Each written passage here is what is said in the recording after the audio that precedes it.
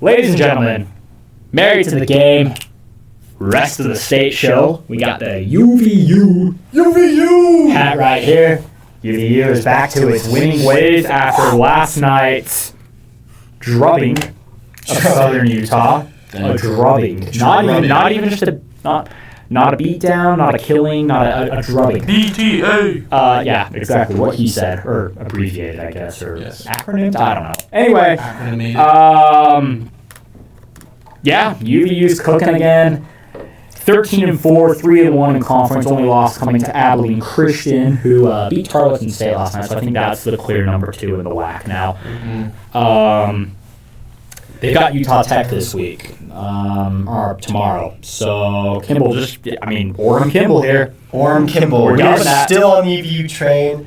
They slipped, obviously, against Abilene. That was just an ugly, just bad game. The Abilene Christian. I mean, they lost by almost 20. Like, that's a bad game for UVU. Starts to make you really nervous about if UVU can go the Abilene Christian again. Because it's looking like the Abilene Christian University is going to be the biggest roadblock for UVU. Better not be this year's Grand Canyon, if you know what I mean. If you don't, go check out our Utah State episode. But yeah, they just beat SUU. Not surprising. SUU's horrible. Yeah. That's why we never talk about them.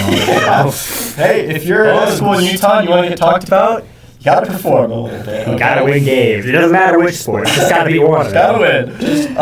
Yeah, Utah Tech. This is gonna be a good game. Utah Tech is also one of the leading teams in the conference, and probably the best game we're gonna get between the smaller schools in Utah this year for basketball. We thought it was gonna be UVU Weber State, but it's gonna be UVU Utah Tech. So I'm really excited for this game. Yeah, I mean, I think it's going to be a good one. Want to point out that game tomorrow. UVU will be playing in Orem, right? The game's in Orem, yeah. So Utah Tech's coming up by 15. They're going to play the Utah Valley Wolverines. Yes, coming to the UCCU Center, and we know the stands will not be full for that game, unfortunately. We won't be there this time. Friend of the program, Chance Trujillo, plays for Utah Tech. I doubt he's ever watched a second of it, but be fun to watch him play UVU. 2 p.m. tomorrow. It's going to be an ESPN Plus game. That's not funny. I know what you're referring to. I do just want to say, if you know me from the Mission, and if you know Trujillo, we've got his back. I fought Santa Clara fans on Twitter about that whole thing. We defended you. We defended Trujillo. We defended his good name. Santa Clara fans were not happy about that. But you know what? Frick Santa Clara. Anyway, should be a good game. It'll be a fun one. Not much else to say about that. But UVU is, as they stand right now, I mean, they are in the front of the conference. They are looking to be a 13 seed in the tournament, assuming they win the conference. Mm-hmm. And honestly, beating Utah Tech, you could see that even get bumped up a little bit more. And so this is actually a big game for UVU. If they want to assert their dominance in the conference, you got to beat Utah Tech here. If you slip up in this game, then all of a sudden it's like... They might not be a tournament team. Yeah, you're not going to the tournament. I mean, ultimately, they have to win their conference to go. If they don't, they're not in. That's just how it works. It sucks, but... And I might as well add, to something you brought up earlier. It makes you feel a lot less confident about their chances to win the conference.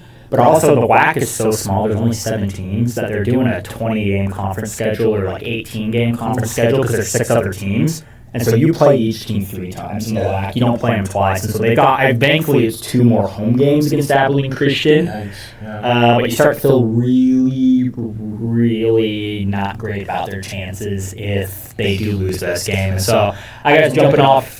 They're going to play these teams 4 times. Yeah, they're going to get really familiar with the WAC teams. So it's just very hit or miss with those lower ranked teams. Yeah. If you're already 13, they're giving you a lot of grace already. You're a possible March Madness Cinderella type team if you're on that seed line for sure. What do you think about UVU? Who do you think is going to win this game?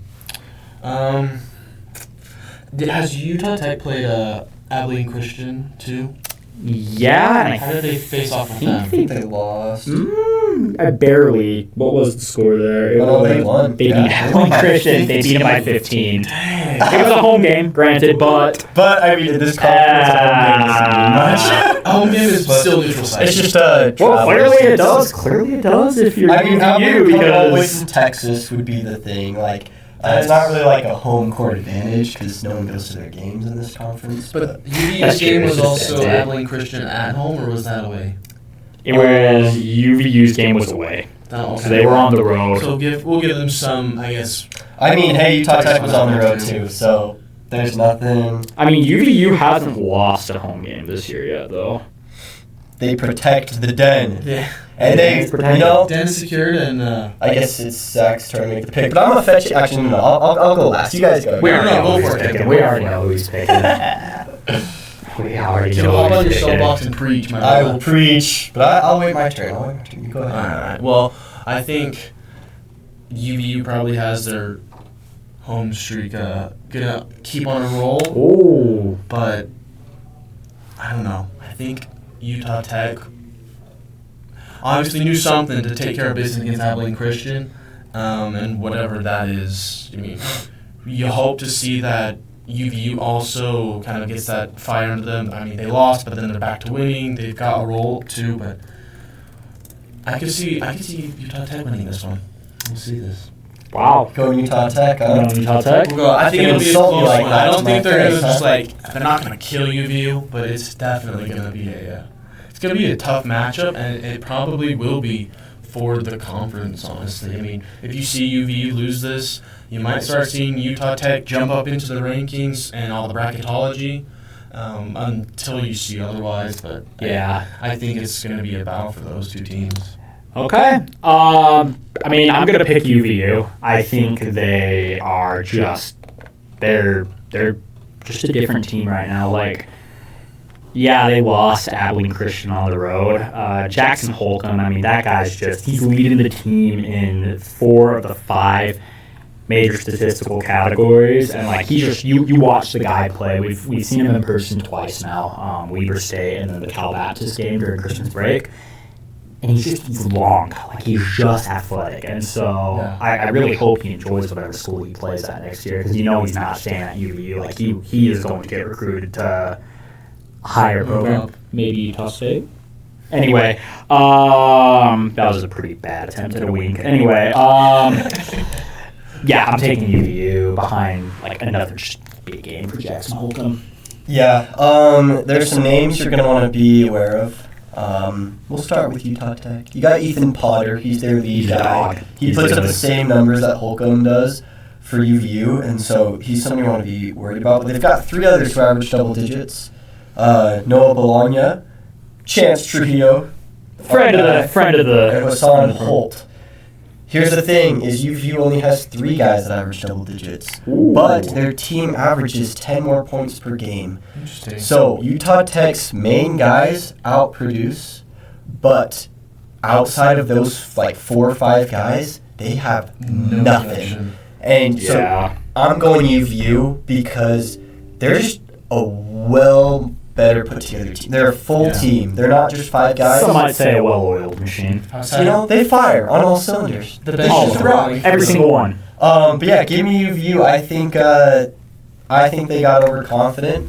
They got woken up by Abilene Christian. I think they're going to be back to. It was going to be hard to go locking in, through you know? now on that trip, too. Hopefully we can see Isaac Davis start to climb his way back up. But I think Holcomb and Lane Hart are going to have a really good game, and I think they win this game. Watch out for Noah Tates, too. I've been impressed with his ability. Tyler Hendricks. They've got dogs on that roster. Isaac Hawkins is really good, too. A little bit of Utah football news before we get out of here. With Kyle Whittingham going to Michigan, Morgan Scally getting hired, I personally thought the defense would stay and the offense would leave. But Whittingham has gone to Michigan and he's inherited a pretty good offense. The defense has left Utah, though, in droves. And so Yeah, surprising. Yeah. John Henry Daly is already committed to Michigan. Smith Snowden also. I mean, I don't know if he knows he's a friend of the show, but he's a friend of the show. My mom taught him 8th grade English. She really liked teaching him. He's like genuinely like actually though I've talked to a lot of people about him. Like he's just a good dude. And so shout out to Snowden. He's on visits right now. Tal Johnson's gone. JJ Buchanan on the offensive side of the ball did enter the transfer portal. Dampier and Ficklin are staying though. And so Zach, what do you think? What's Utah looking at? Kind of what I expected. You were going to see a lot of moves, and a lot of them have gone to Michigan. There's some people that are still kind of like doing the recruiting and checking out different places on where they can transfer to. Yeah. As far as I've heard, there's only like one that's not committed to Michigan, and that's Isaac Wilson. He went to Colorado. Mm-hmm. Most of the other guys have all gone to Michigan, so I wouldn't be shocked if you continue to see that trend. It makes sense when you have a lot of your coaching staff and your previous head coach go there. So we were expecting this. Kind of surprised, that the defense is leaving and the offense is going, but they've been able to get some guys to recruit. They had a guy flip from Ohio State to... That's right. I saw that in offensive lineman. So I think Utah's still going to have a team to play around. They're not going to just turn into a bottom feeder of the Big 12. I think Morgan Scalley's going to... he's going to show you what they can come with after his performance in Vegas. Now, obviously, there's people that are going to be gone since the bowl game, but I think this team is still, looking good. Got some hopes. I'm a little worried about their defense. I mean, Scalley's a defensive coach, and so they won't be bad. You look at all the guys that have transferred out, and then you look at, Logan Fano, who's a dog. He's declared for the draft with Spencer Fano, with his brother. And so it's just kind of it's sort of just a next man up mentality for Utah. Who do they bring in? Who do they elevate to make sure that they are staying good on defense? And then on offense, Michigan so they've had two running backs they've used this year, Justice Haynes and Andrew Marsh. Andrew Marsh, I know, was in the portal, but he played the bowl game against Texas, so I'm not sure where he's at. And then Justice Haynes entered the portal today. And so maybe a Wayshawn Parker or a Corey Rogers. No, Corey Rogers actually. He's in the portal, isn't he? Yeah. So he's probably a Michigan running back next year then. I think he... Or did he commit somewhere? I think he graduated. Corey graduated? I thought he was young, dude. I'm sure he was a senior. Oh, dang. But it's hard to keep up with nowadays. I feel like the thing with Utah's defense, they had that all these people are leaving, who's going to step up for them? And I feel like that's happened quite a bit for the past few years with Utah. That's true. You had back in 2022, 21, you had Devon Lloyd. He was the big leader, and then he got drafted, and it was who now? Then you had Lander Barton step up. You had Cole Bishop step up. Oh, okay. Cole Bishop gets drafted. That's true. So you find these guys that always seem to step up, and Utah's done that for a while. So Corey Rogers is entering the draft. You're right. Okay, that's what I thought. But I think that Utah isn't as far down. It's not looking ideal. It's not like BYU where they're keeping all the guys that they wanted to. Yeah. But I think they can. I think they'll be okay. They can still fight it. I think they'll be good. Again, I think they'll be fine. But hey, Utah State goes up to Salt Lake early in the season next year. So if they don't get things figured out, and Utah State has a breakout true freshman quarterback like we saw in Provo, then I'm telling you, man, start the Caleb Maryland era, man. He's a dog. He's going to be really good. I'm calling it now. Caleb Maryland is going to be the best Utah State quarterback, if he stays, since Jordan Love. Give me it. Right. Whoa. Are you saying better than Bryson Barnes? Yeah, he'll be better than Bryson Barnes. Oh my gosh. He'll be better than Bryson Barnes. I'm super impressed with the highlights I've seen from that kid. He looks like he is. Unfortunately, if he's better than Barnes, I don't see him sticking He's probably going to leave. which sucks. But hey, we got to get on the hype train early, so maybe when it does come time to make that decision, feel loved by the podcast. That way, if it doesn't happen, no one remembers that we made this hot take. Yeah, But in terms of shouting out true freshman quarterback, I don't think we've mentioned it. Bear Bachmeier, I just want to give him a hand for a phenomenal season, becoming the second most successful true freshman quarterback of all time in the college football, ever in college football. He's now tied for the second most wins of any true freshman quarterback all time. You said second most successful? Yeah, he's the quarterback that's won the most games as a true freshman is Jalen Hurts. Bear Bachmeier is tied for second in most wins in a single season from a true freshman quarterback. Okay, I wouldn't say he's the second most successful, though. I'd just say he has the second most wins. Well, I mean, he went to the Pop-Tarts Bowl, baby. Okay, yeah, and Johnny Manziel won the Heisman as a true freshman, and we'll just clap it up for Bear. Clap it up for Bear. Not to diminish. Good job, Bear. Second most wins. He will be playing one in of the NFL best true in a freshman couple of years. quarterbacks of all time. BYU fans, enjoy Bear while you have him because he's not staying a fourth year. He'll be a 3-and-out guy. Yep. He's going to be out in the NFL. I think we can count on him in Provo for a full 3. Yeah, I was actually thinking about that today at the bus stop. I was coming up here by my house. I don't think he's leaving. I don't think he's a transfer type guy. Any parting messages for the loyal viewers out there, boys? Go check out our BYU and Utah State episodes if you are married to the game in the state of Utah. 100%. And also, thank you guys so much for the people that do watch. It means a lot. We hope you enjoyed this new format.